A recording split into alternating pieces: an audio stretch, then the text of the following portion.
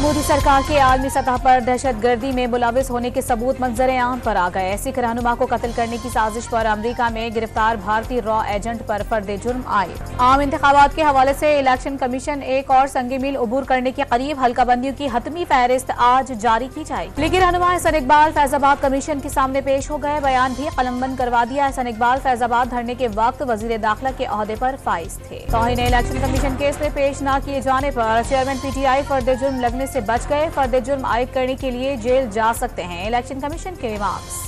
मियां मोहम्मद नवाज शरीफ की बर्रियत पर लाहौर में लीगी कारकुनान का जश्न। ढोल की थाप पर घोड़ों का रक्स तवज्जो का मरकज बन गया। यौम तासीस पर पीपल्स पार्टी आज कोयटा में सियासी कुव्वत का मुजाहिरा करेगी। अयूब स्टेडियम में जलसे की तैयारियां मुकम्मल। आसिफ अली जरदारी और बिलावल भुट्टो जरदारी जियालों का लहू गरमाएंगे। कराची के इलाके गुलिस्तान जौहर में मां और 3 बच्चों का लर्ज़ाखेज़ कत्ल। वाक़ये का मुकदमा दर्ज। पुलिस ने शौहर और उसके भाई को हिरासत में ले लिया। गजा जंगबंदी में 1 रोज की तौसी। अमरीकी वज़ीर ख़ारिजा इसराइल पहुंच गए। जंगबंदी में तौसी और इमदाद पर बातचीत मुतवक्के। हमास ने आरजी जंगबंदी मुआहदे के आखिरी रोज 4 गैर मुल्कियों समेत 16 यरगमाली रहा कर दिए।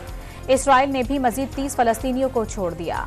दुखी की दुकान में आग लगने से 5 मजदूर फंस गए। कारकुनों को निकालने के लिए रेस्क्यू टीमें पहुंच गईं। जहरीली गैस से इमदादी टीमों को मुश्किलात का सामना। लाहौर में सर्विसेज अस्पताल की 3 मंजिला इमारत का एक हिस्सा गिर गया। तज़ीनो आराइश के लिए इमारत को खाली करवा रखा था। कोई जानी नुकसान नहीं हुआ। और पाकिस्तानी क्रिकेट स्क्वाड लाहौर से ऑस्ट्रेलिया के लिए रवाना। कौमी क्रिकेट टीम बारासा दुबई सिडनी जाएगी।